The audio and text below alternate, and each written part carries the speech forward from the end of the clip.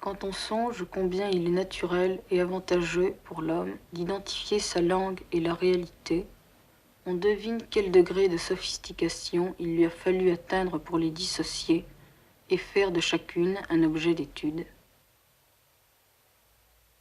Ceci est une citation du livre d'André Martinet, Éléments de linguistique générale. Le documentaire que vous allez voir s'appelle Critique de la séparation.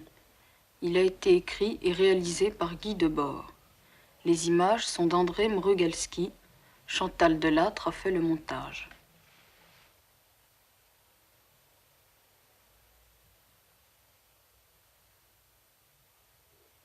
Ce film, achevé au mois de février 1961, est produit par la Dansk Fransk Experimental Film Company.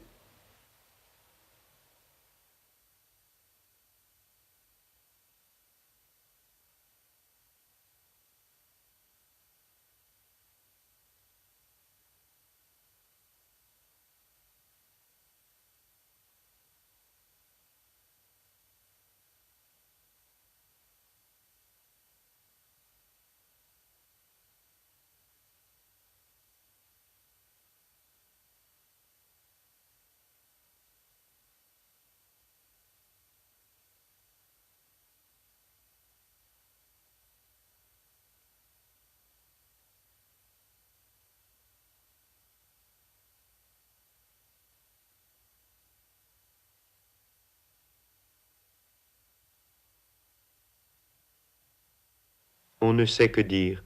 La suite des mots se refait et les gestes se reconnaissent en dehors de nous. Bien sûr, il y a des procédés maîtrisés, des résultats vérifiables. C'est très souvent amusant. Mais tant de choses que l'on voulait n'ont pas été atteintes, ou partiellement, et pas comme on le croyait. Quelle communication a-t-on désiré, ou connu, ou seulement simulé? Quel projet véritable a été perdu?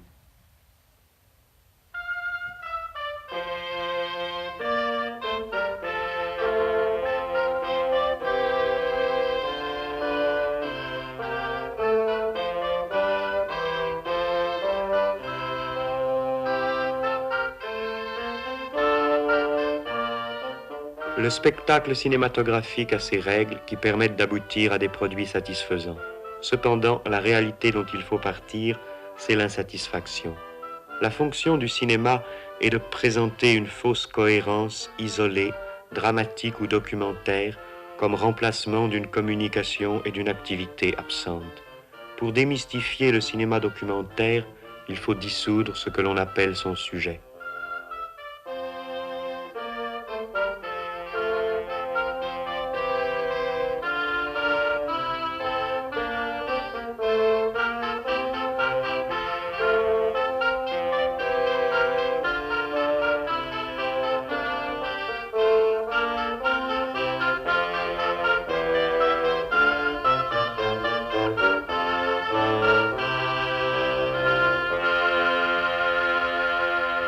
Une recette bien établie fait savoir que dans un film, tout ce qui est dit autrement que par l'image doit être répété, sinon le sens en échappera au spectateur.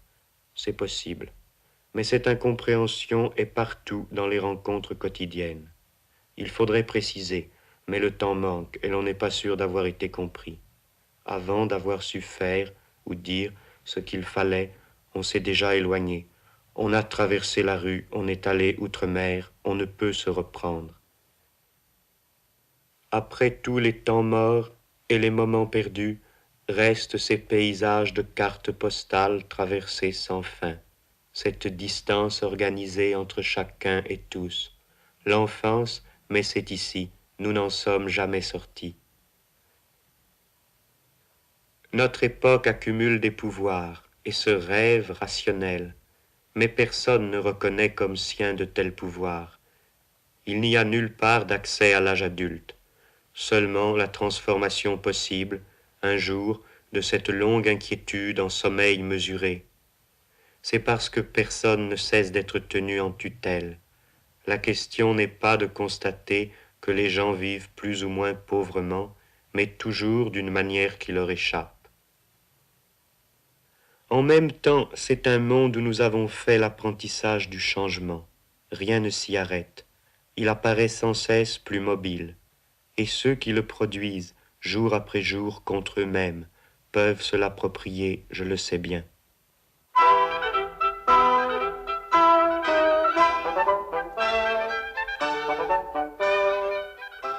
La seule aventure, disions-nous, c'est contester la totalité, dont le centre est cette façon de vivre, où nous pouvons faire l'essai mais non l'emploi de notre force. Finalement, aucune aventure ne se constitue directement pour nous.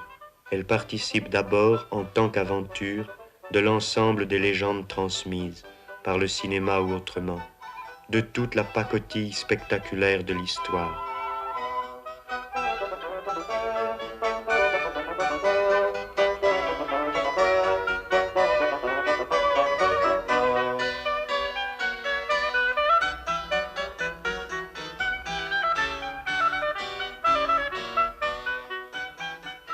Avant la domination collective de l'environnement, il n'y a pas encore d'individus, mais des ombres hantant les choses qui leur sont anarchiquement données par d'autres. Nous rencontrons, dans des situations occasionnelles, des gens séparés qui vont au hasard. Leurs émotions divergentes se neutralisent et maintiennent leur solide environnement d'ennui. Aussi longtemps que nous ne pourrons faire nous-mêmes notre histoire, créer librement les situations, l'effort vers l'unité introduit d'autres ruptures. La recherche d'une activité centrale en vient à constituer quelques spécialisations nouvelles.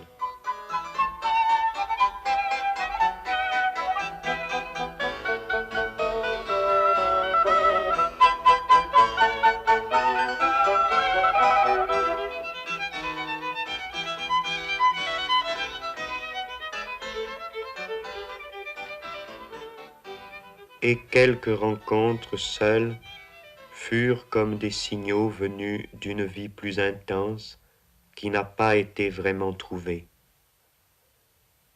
Ce qui n'a pu être oublié reparaît dans les rêves. À la fin de ce genre de rêve, dans le demi-sommeil, les événements sont encore tenus pour réels un bref instant. Et les réactions qu'ils appelleraient se précisent plus exactement, plus raisonnablement, comme, tant de matin, le souvenir de ce que l'on a bu la veille. Ensuite vient la conscience que tout est faux, que ce n'est qu'un rêve, qu'il n'y a pas de fait nouveau, pas de retour vers cela, pas de prise. Ces rêves sont des éclats du passé non résolu. Ils éclairent unilatéralement des moments autrefois vécus dans la confusion et le doute. Ils font une publicité sans nuance pour ceux de nos besoins qui sont devenus sans réponse.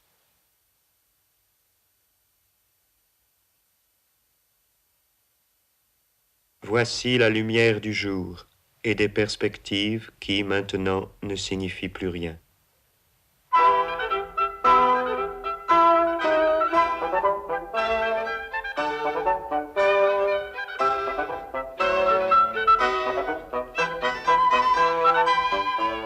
Les secteurs d'une ville sont à un certain niveau lisibles, mais le sens qu'ils ont eu pour nous, personnellement, est intransmissible, comme toute cette clandestinité de la vie privée, sur laquelle on ne possède jamais que des documents dérisoires. L'information officielle est ailleurs. La société se renvoie sa propre image historique seulement comme l'histoire superficielle et statique de ses dirigeants, ceux qui incarnent la fatalité extérieure de ce qui se fait. Le secteur des dirigeants est celui-là même du spectacle. Le cinéma leur va bien. D'ailleurs, le cinéma propose partout des conduites exemplaires, fait des héros sur le même vieux modèle que ceux-ci, avec tout ce qu'ils touchent. Pourtant, tout équilibre existant est remis en question chaque fois que des hommes inconnus essaient de vivre autrement. Mais toujours ce fut au loin. On l'apprend par les journaux, par les actualités. On reste à l'extérieur de ceci, comme devant un spectacle de plus. Nous en sommes séparés par notre propre non-intervention. c'est assez décevant quant à nous-mêmes. À quel moment le choix a-t-il tardé? Quand l'occasion a-t-elle été manquée? Nous n'avons pas trouvé les armes qu'il fallait, nous avons laissé faire.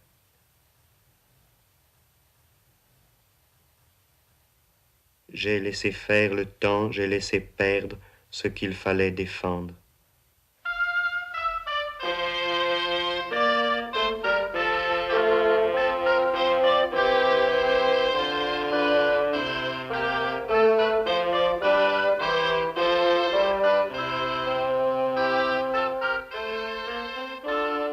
Cette critique générale de la séparation contient évidemment et recouvre quelques données particulières de la mémoire, une peine moins reconnue, la conscience d'une indignité moins explicable. De quelle séparation précise s'agissait-il? Comme nous avons vécu vite, c'est à ce point de notre histoire irréfléchie que je nous revois. Tout ce qui concerne la sphère de la perte, c'est-à-dire aussi bien ce que j'ai perdu de moi-même, le temps passé, et la disparition, la fuite, et plus généralement l'écoulement des choses, et même au sens social dominant, au sens donc le plus vulgaire de l'emploi du temps, ce qui s'appelle le temps perdu, rencontre étrangement dans cette ancienne expression militaire en enfant perdu, rencontre la sphère de la découverte, de l'exploration d'un terrain inconnu, toutes les formes de la recherche, de l'aventure, de l'avant-garde.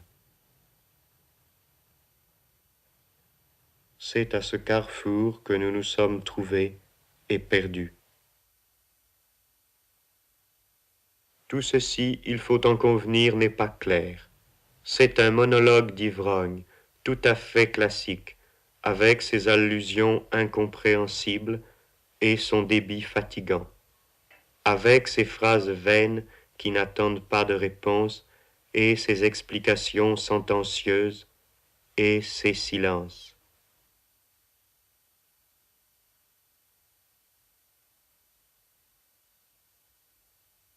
La pauvreté des moyens est chargée d'exprimer sans phare la scandaleuse pauvreté du sujet. Généralement, les événements qui arrivent dans l'existence individuelle telle qu'elle est organisée, ceux qui nous concernent réellement et exigent notre adhésion, sont précisément ceux qui ne méritent rien de plus que de nous trouver spectateurs distants et ennuyés, indifférents. Au contraire, la situation qui est vue à travers une transposition artistique quelconque est assez souvent ce qui attire, ce qui mériterait que l'on devînt acteur, participant. Voilà un paradoxe à renverser, à remettre sur ses pieds. C'est cela qu'il faut réaliser dans les actes, et ce spectacle du passé fragmentaire et filtré, idiot, plein de bruit et de fureur, il n'est pas question de le transmettre maintenant, de le rendre, comme on dit, dans un autre spectacle ordonné, qui jouerait le jeu de la compréhension réglée et de la participation. Non. Toute expression artistique cohérente exprime déjà la cohérence du passé, la passivité. Il convient de détruire la mémoire dans l'art, de ruiner les conventions de sa communication, de démoraliser ses amateurs. Quel travail! Comme dans la vision brouillée de l'alcool, la mémoire et le langage du film se défont ensemble. À l'extrême, la subjectivité malheureuse se renverse en une certaine sorte d'objectivité, un document sur les conditions de la non-communication.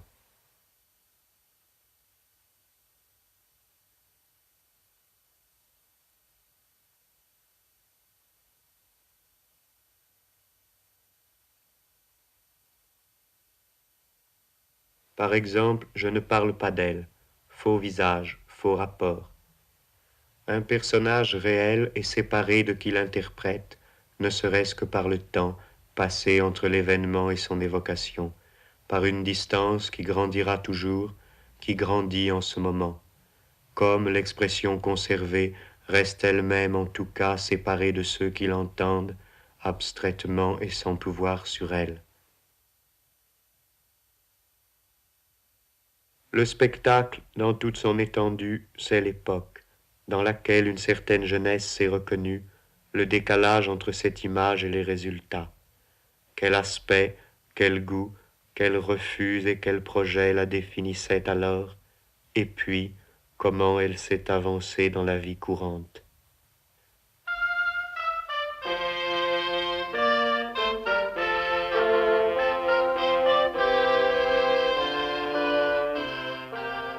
On n'a rien inventé, on s'adapte avec quelques nuances dans le réseau des parcours possibles.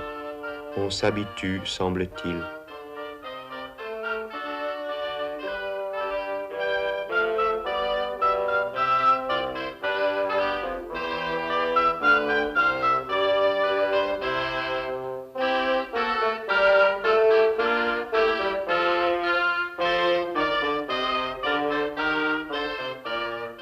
Au retour d'une entreprise, toutes gens du monde ont moins de cœur qu'à l'aller. Beaux enfants, l'aventure est morte.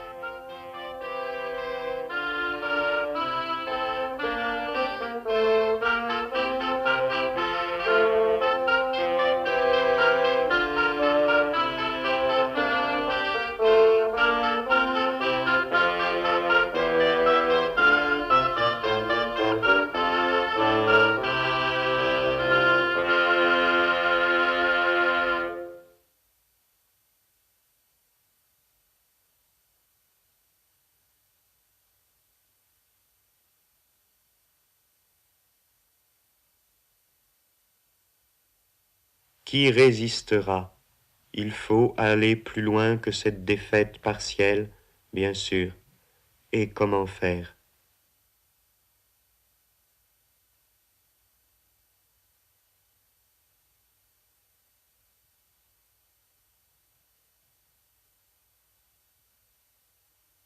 C'est un film qui s'interrompt mais ne s'achève pas.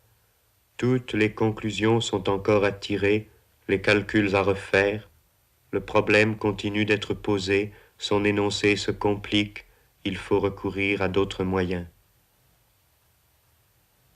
Ce message informel, de même qu'il n'avait pas de raison profonde de commencer, de même n'en a pas de finir. Je commence à peine à vous faire comprendre que je ne veux pas jouer ce jeu-là.